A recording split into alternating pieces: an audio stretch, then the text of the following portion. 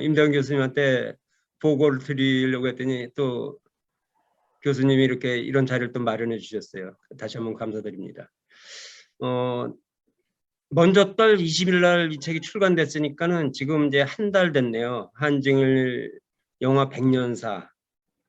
뭐 한 800쪽 정도 되는 이제 두꺼운 책인데,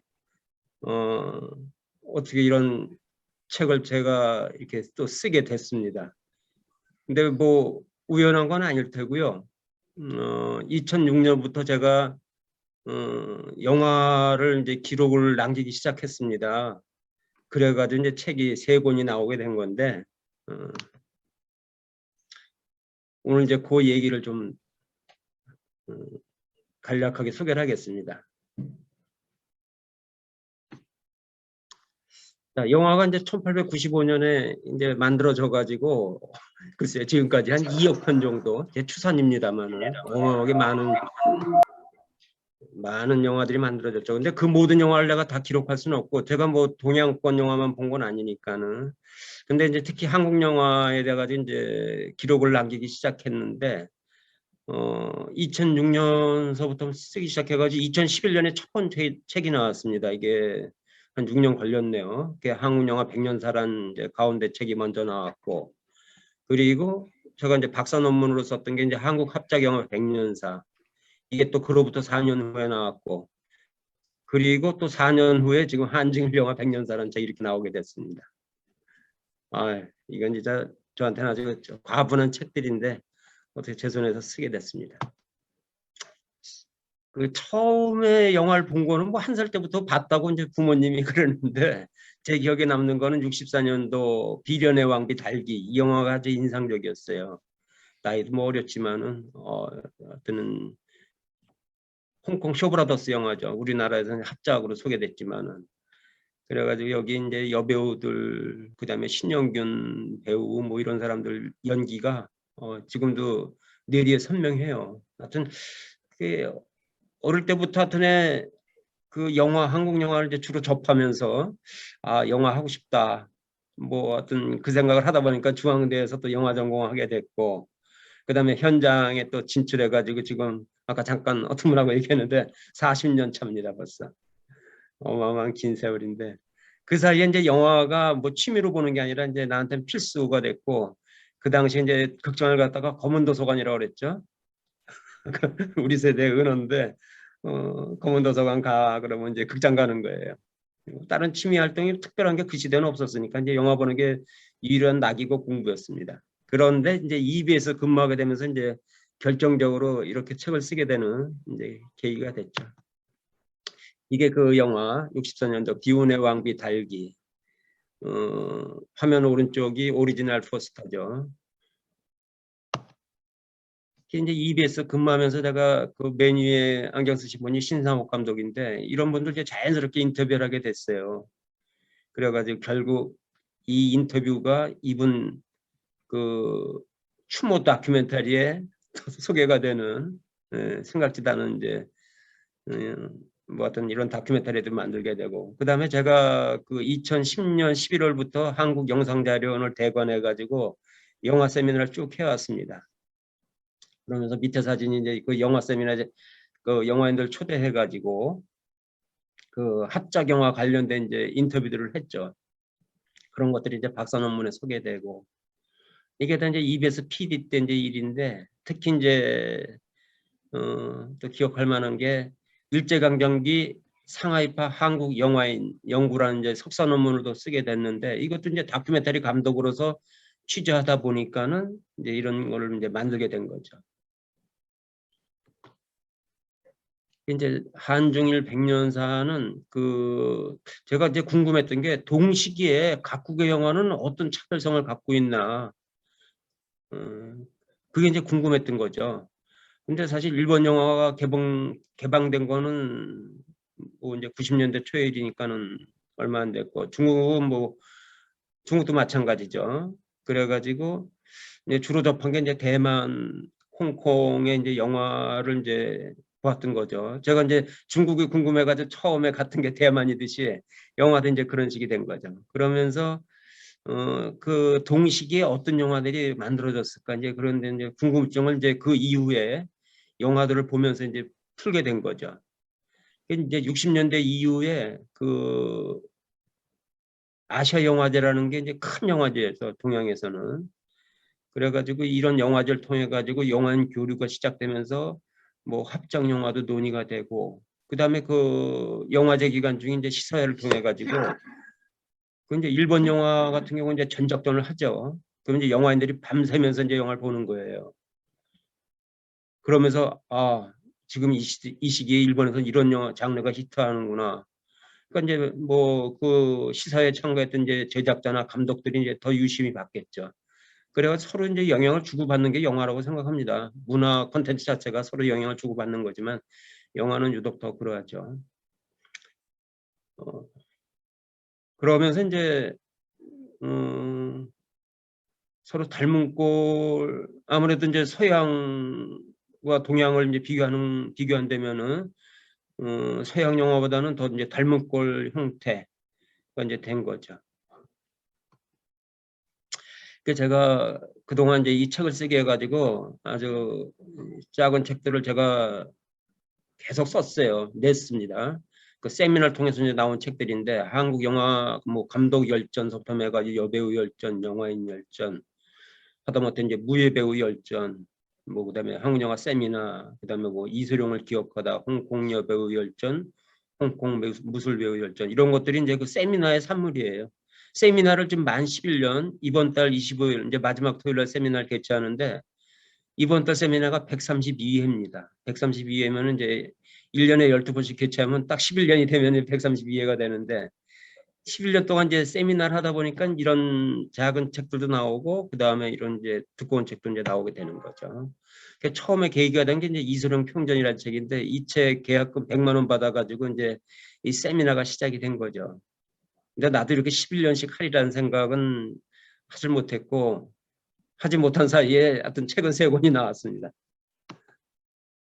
자, 이제 그 세 나라 영화의 시작 기점이 뭔가를 한번 제가 예전에 중국 영화 포럼에서 발제했던 내용인데 아주 간단하게 얘기하면은 한국 영화는 1919년에 김도성 감독이 만든 의리적 구토라는 영화였죠. 근데 이제 연쇄극이라 가지고 이걸 영화로 뭐 볼 건가 말 건가 뭐 말들이 많았지만은 일단은 한국 영화인 총연합회 전신인 그 영화인협회에서 윤봉춘 감독이 이사장 시절에 한국 영화의 기점은 의리적 구토다 그렇게 이제 규정을 했고 그다음에 타국도 완벽한 영화를 갖고 그 기점으로 삼지는 않거든요. 이게 19년이 기점이 되는 건 제가 생각해도 맞는 것 같아요. 근데 일부 영화인들은 광복 이후부터 한국 영화 기점으로 잡아야 된다. 그전엔 일본 영화다. 뭐 이렇게 주장하시는 분들도 계세요. 정준호 감독님이 이제 대표적인 케이스인데 이제 그분의 주장이 그런 거지만 어쨌든 한국 영화는 지금 102년을 맞고 있는 거죠. 자, 중국은 이제 1905년에 정군산입니다. 정군산이라는 영화인데 이거는 이제 우리보다 한 14년 정도 빠르죠. 일본은 더 빨라요. 1898년. 그러니까 영화 발명이 1895년인데 그로부터 3년 후에 둔갑한 자장보살 뭐 이런 영화들이 이제 제작이 되니까는 일본 영화가 상당히 이제 빨리 제작이 된 거죠. 그리고 이제 한국 영화는 이건 뭐 부정할 수 없는 게 일본 영화의 한 분파로서 이렇게 이제 발전이 되어 온 건데 왜냐하면 일제강점기에 일본 사람들이 와가지고 한국의 영화를 전파를 합니다. 그리고 그네들이 영화를 제작을 해요. 물론 이제 한국인을 대상으로 한 영화이기 때문에 한국 배우들이 나오죠. 이제 한국 영화사에 올라가 있는데 시작은 하여튼 일본 제작자, 일본인 감독들에 의해서 이제 한국 영화 시작이 됩니다. 이게 이제 그 한국 영화의 기점이 되는 의리적 구토라는 영화 광고인데 대연쇄극이라고 그래가지고 이제 일본에서 카메라맨을 불러다가 뭐 한강 철교, 장춘당 공원, 뭐 청량리 이렇게 뭐 이런 데서 이제 찍었다고 소개를 하고 있네요. 최초의 이제 활동 사진을 이제 보여준 거죠. 사람들이 뭐 깜짝 놀래가지고 했다는 이제 그런 기록들이 있죠. 입장료도 꽤 비쌉니다. 이런 50전 특등석. 그러니까 글쎄 이제 상당히 하여튼 비쌌던 금액에 이제 입장료를 물고 들어왔죠. 이제 한국 영화가 또 중국 영화랑 또 이렇게 매칭이 되는 사건이 일제강점기 1928년도에 안중근 의사의 일대기를 만들고자 정기탁 감독이 상하이로 가죠. 뭐 망명이라고는 할 수는 없죠. 하여튼 상해를 이주해가지고 애국혼이라는 영화를 이제 만드는데, 이분이 1934년까지 무려 13편 네, 이제 뭐 각본, 감독, 주연으로 이제 활동을 하죠. 그래가지고 이런 기록들이 중국 전형 발전사 1981년 책인데, 이 책에 보니까는 조선이라는 얘기는 안 쓰고 고려인 정기탁 해가지고 하여튼 소개가 돼 있는 거예요. 제가 깜짝 놀랐었죠. 그러니까 이걸 이제 취재해가지고 그 일제강점기의 영화라는 이제 다큐멘터리를 만들게 된 거죠. 그 당시에 이제 정기탁 감독도 있었지만, 이제 이경성 감독이 1930년 양자강이라는 영화를 만들었고, 그다음에 이제 전창건 씨가 그 주인공이었죠. 전창건 씨는 또 이제 41년에 만주에서 이제 상해에서 이 상해파의 한 명인데, 이분이 한국에 이제 귀국하셔가지고 만주에서 이제 영화를 찍은 게 복지말리라는 영화죠. 하여튼 한국과 중국과의 접점은 이제 일제강점기부터 이제 시작이 된 거죠. 이게 바로 애국혼이라는 영화입니다. 정기탁 각본 감독 주연, 정기탁이 이토 히로부미를 향해서 이제 총을 겨누는 모습이 이제 사진에 보이는데, 이 영화가 그 당시 하여튼 화제작으로 흥행에도 성공했기 때문에 정기탁 감독은 1928년에만 3편의 영화를 감독 주연합니다. 대단한 거죠. 이 당시 한국에서 만들어진 영화가 1년에 5편, 중국은 50편, 그중에 3편을 하여튼 정기탁 감독이 만듭니다. 이건 이제 정기탁 감독이 그 이후에 이제 계속 만드는 영화들의 이제 스틸인데, 뭐 하골광도, 삼문탈미, 뭐 새 영웅이 미인을 탈취하다, 뭐 이제 그런 삼문탈미란 제목, 그다음에 하골광도, 뜨거운 뭐 강철로 만든 칼, 뭐 이런 영화들을 이제 감독을 하죠. 이분이 양자강을 만들었던 이경성 감독, 그다음에 전창건 씨가 만들었던 복지말리라는 영화. 한국과 중국과의 어떤 교류는 일본만큼이나 아주 오래된 겁니다. 양가강의 이제 한 장면인데, 눈 뜨고 이렇게 돌아가신 분이 바로 전창훈 감독입니다. 그다음에 이 여배우는 상여 자리거라의 주인공인 그 왈령호라는 영이라고 그러죠. 그 베를린 영화제에서 장만호이가 이 사람 역할을 해가지고 여우전상을 받았었죠. 그런 영화들은 이제 만들었습니다. 자, 일본과의 이제 접점은 뭐 일본인에 의해서 이제 영화가 소개되고 전파됐는데, 한국인들이 그 일제 어용 영화 제작에 이제 동원이 되는 거죠. 그러면서 그 허영이라는 대표적인 감독이 있는데, 일본 이름은 이제 히나스 에이타로라고, 그러니까 일제강점기 이제 친일파를 어떻게 규명해야 되냐고 이제 그 어떤 영화인들이 얘기하는데, 조금이라도 한 편이라도 더 뭐 만들고 출연하려고 일본말만 쓰고 창씨개명은 다 했던 거니까 어쩔 수 없지만은 일본말만 쓰고 이렇게 이제 했던 사람들, 그런 사람은 이제 진짜 친일파다. 근데 나머지 이제 그렇지 않은 영화인들이 어쩔 수 없이 동원돼 가지고 이제 많이 이렇게 어용 영화에 참가했다고 이제 얘기를 하는데, 이 허영이라는 사람은 이제 뭐 당연히 이제 그 친일파죠. 그래가지고 일본에서 영화 수업을 하고, 그다음에 조선 총독부에다가 이 너와 나 그대와 나라는 거죠. 이 영화의 대본을 주니까 한국인인데 이런 영화를 제작해 기특하다. 그래가지고 이제 뭐 만들게 된 영화입니다. 그대와 나, 이제 대표적인 어용 영화죠. 그런가 하면 이제 일본의 유명 감독들이 와서 감독하고, 유명 여배우가 또 와서 출연했고, 기타 이제 뭐 상대역이나 조역들이 출연했던 이제 영화들이 뭐 막내의 결사대, 병정님, 지원병, 군용열차. 그러니까 뭐 거의가 다 이제 전쟁에 나서라, 뭐 그런 이제 순동 영화죠. 이런 영화들에 이제 한국 영화인들이 이제 많이 참여를 하게 되죠. 그런가 하면 이제 일본하고 이제 중국 영화의 또 뭐 어용 영화가 장춘에 있던 장춘 영화 제작소 여기서 이제 많이 만들어졌죠. 대표적인 여배우가 이제 이향란이라고 일본인인데 이제 중국인 이름을 붙인 거죠. 그래서 리샹란이라고 이제 이런 예명으로 이제 했는데 결국 전쟁이 끝나고서야 이제 이 사람이 중국인이 아니고 일본인이었구나. 이제 그런 것들이 이제 알려지죠. 이게 이제 그 당시 한국에서 만들어진 이제 일제 어용 영화들입니다. 망류의 결사대의 한 장면인데, 이건 이제 지원병이라는 영화고, 뭐 일본인 여배우가 와서 출연해요. 이제 전형적인 일본 감독이 만든 영화니까, 예. 한복 입은 사람이 등장하는데, 이거는 이제 한국인을 대상으로 한 영화이기 때문에 이제 이렇게 한국인들이 이렇게 이제 짧게 출연을 하게 되죠. 그 다음에 이제 중요한 게 이제 홍콩과 한국과의 이제 만남인데 이게 이제 그 아시아 영화제를 통해 가지고 이제 교류가 시작이 된 겁니다. 그 쇼브라더스의 런던 사장이 이제 아시아 영화제를 이렇게 주도권을 갖고 이제 하면서 한국 감독, 일본 감독들은 이제 자기 영화사에 이제 초빙을 하죠. 일본의 이제 감독 이노우에 우메츠쿠, 뭐 그다음에 나카이라 코우 이런 사람들이 이제 그 영입이 되는데 나카이라 코우 같은 경우는 일본 이름을 안 쓰고 양수희라고 아예 중국식 이름을 줘줘요. 그리고 이제 한국에서도 신상욱, 최경옥 감독들이 초빙돼가지고 이제 만들고 그 이후에 뭐 장희로, 정창화, 김수영 감독 같은 분들이 이제 홍콩에서 이제 활동을 하게 되는 거죠. 이 중에 이제 정창화 감독이 가장 오랫동안 활동하면서 이제 알려졌는데 이번이 그 만든 천하제일권이라는 홍콩 영화가 한국에서는 철인이라는 제목으로 개봉이 되고 미국에서 이제 Five Fingers of Death 죽음의 다섯 손가락이라는 제목으로 해가지고 주말 박스 오피스 이제 1위를 하는 거죠. 그 다음에 이제 김수영 감독이 와와 부인이라는 우리말로는 이제 외외 부인인데 와와 부인이라는 영화를 감독해가지고 이청이라는 여배우가 이제 여우주연상을 받기도 하죠.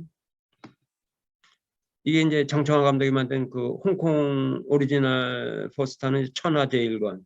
근데 이걸 한국의 신상옥 감독이 수입해가지고 위장합작 영화로 만들어서 개봉하는데 뜬금없이 철인이라고 이제 제목을 붙여가지고 정청화 감독이 아주 그냥 이 철인 얘기만 하면 이제 화가 나죠.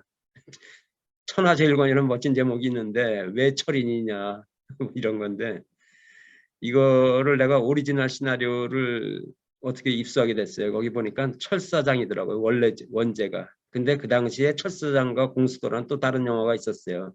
그러니까 신상옥 감독이 아야 다 빼고 철인 이렇게 이제서 개봉을 했는데 감독은 전혀 모르고 있다 나중에 이제 알게 돼가지고 아주 그렇게 화를 냈다고.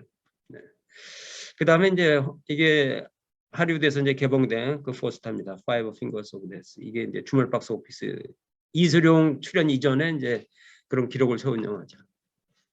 자, 이제 한국과 일본의 이제 일제강점기를 벗어나 가지고 어떤 일이 있었냐? 그 양수희 감독을 신상옥 감독이 이제 홍콩 가서 만났겠죠. 야, 너도 한국 가서 한번 한 편 만들어라. 자기 또래예요. 그러니까는 그 서미경, 신영일 주연을 해가지고 청춘 불시착이라는 영화를 만들었는데 이게 사실은 이 감독이 일본에서 만들었던 영화 붉은 날개 리메이크작이에요. 근데 이 양수희라는 이름을 쓰질 않아요. 어떤 김모라는 감독 이름을 만들어 가지고 새로운 한국 이름을 붙였는데 전혀 모르는 한국 감독 이름을 이제 붙여주고 이제 제작을 감독을 이제 시킨 거죠. 이렇게 이제 지리적으로 이제 뭐 인접 국가이다 보니까 이런 일들이 벌어진 건데 이거는 뭐 유럽의 많은 영화인들이 할리우드에서 활동했던 거랑 이제 유사한 형태라고 볼 수 있습니다. 나카이라 고우가 만들었던 이제 청춘불시착 이게 이제 한국에서 만든 서미경, 신영일, 오지명 씨도 나오네요. 이제 이런 영화인데 이게 오리지널은 그 이시하라 유지로라고 일본 도쿄도지사였던 이시하라 신따로의 동생 이시하라 유지로 태양족 영화의 이제 주인공을 많이 맡았던 배우인데 한국으로 치면 이제 신성일 동시대 이제 일본 스타죠. 이 영화가 붉은 날개라는 이 영화가 이제 오리지널입니다. 이제 제작 경영을 보면은 이 공통 분모가 보면은 물론 이제 전 세계에서 가장 많이 만들어지는 영화 장르가 이제 바로 액션 영화죠. 한중일 영화도 이제 액션 영화가 많은데 그 공통 분모가 바로 이제 무협 영화입니다.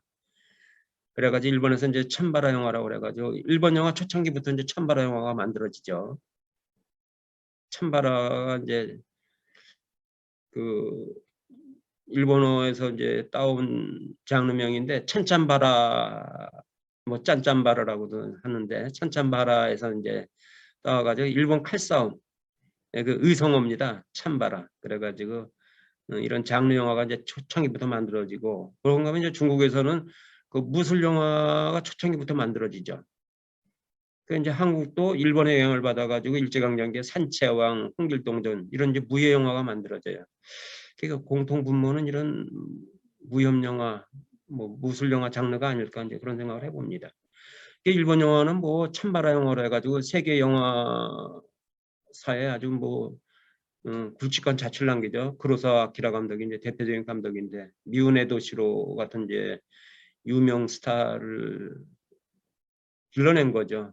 그래가지고 뭐 우리가 잘 아는 뭐 7인의 사무라이 아니면 뭐 요진보 이런 영화들을 이제 만들었고 그런 영화를 분석한 사람이 홍콩의 장철 감독이죠. 그래가지고 외파리 시리즈 뭐 해가지고 1년에 이제 무협 영화들을 좀 만들어내고 또 호금정 감독이 일본 그 스턴트 팀 살수신이라고 그러는데 그 팀들을 불러다가 그러니까 일본은 이제 그게 전문화돼 있으니까 이제 일본 전문팀 불러가지고 이제 영화를 만들게 된 거죠. 그러면서 이제 왕우, 강대위 이런 이제 스타들이 이제 이렇게 스타덤에 오르는데 짧아요. 이제 스타덤에 오르는 그 기간이에요. 왜? 이소룡이 71년에 바로 그 맞물려 가지고 데뷔를 해가지고 그야말로 그 무기를 안 쓰고 절권도라고 그러죠. 절권도 무술로서 이제 출연하는데 그 이전의 영화 흥행 기록을 이소룡이 이제 완전히 다 경신합버리죠. 그러면서 73년에 별세했고 그렇지만 지금도 이소룡 문화 현상은 이어지고 있죠. 자, 이 세 포스터를 한번 소개해 볼게요. 이게 이제 그 당시에 한중일 영화의 공통 분모를 보여주는 상징적인 영화인데 이게 오리지널은 수라설희라는 이제 일본 영화예요.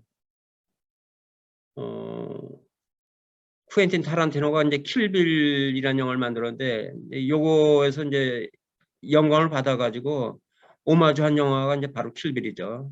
원제가 수라설희. 이건 일본 만화가 원작입니다. 만화 원작을 일본 감독이 만들었는데 이 영화를 홍콩 시나리오 작가가 표절이죠. 완벽하게 표절을 해가지고는 누굴 갖다 주냐? 정창화 감독을 갖다 줘요. 이거 내가 쓴 건데 한번 보시라. 정창화 감독 읽어보니까 시나리오가 너무 좋거든요. 오케이 해서 만든 영화가 파괴라는 영화입니다. 파괴. 이게 용정호태에서 이세룡 동생으로 나왔던 마오잉, 모용이라는 여배우인데 레이먼드 초우가 제작했어요. 감독은 정창화 해가지고 이런 오리지널 영화의 시나리오인 것도 모르고 만들었어요. 자, 이 영화를 또 한국에서는 충렬도라고 그래가지고 모잉 주연해가지고 이 영화를 또 이렇게 제목을 바꿔가지고 이게 충렬도고 뭐고 전혀 상관없는 제목인데 하여튼 뭐 멋있게 붙인다고 이제 붙인 거죠. 이런 영화를 만들게 됩니다. 또 이런 영화가 이제 개봉이 됩니다. 한국에서. 이게 오리지널 영화, 그 다음에 홍콩의 영화, 그 다음에 이걸 또 한국에 소개한 한국 영화 뭐 이런 식으로 해가지고 서로 이렇게 이제 하나의 끈으로 연결돼 있다 그럴까. 이게 이제 상징적인 영화죠. 이런 영화가 이거 한 편이 아니라 많은 거죠. 그 이제 한중일 영화 100년사 이제 그런 영화들의 이야기가 이제 쭉 소개가 돼 있습니다. 이제 한중일 영화의 유사성은 차이성에 비해 가지고 크다고 할 수는 없어요. 왜냐하면 한중일 영화 각기 다 개성들이 다 있죠. 좀 닮은 꼴도 많다. 그건 이제 지역적인 접근성과 그다음에 동양 문화를 이제 공유하고 있는 거고, 그다음에 인종적인 유사성. 그래서 이제 좀 기인했다고 봅니다. 이런 것들이 이제 60년대 이후에 아시아 영화제 등의 이제 잦은 교류와 합작 형태로 해가지고 더 이제 친근해진 거죠. 그러면서 알게 모르게 이제 이런 닮은꼴 영화를 많이 만들어낸 건데 여기서 언급은 안 하지만 그 표절 영화가 어마어마한 거죠. 왜냐하면 한일 간의 문화 교류가 안 돼 있고 그다음에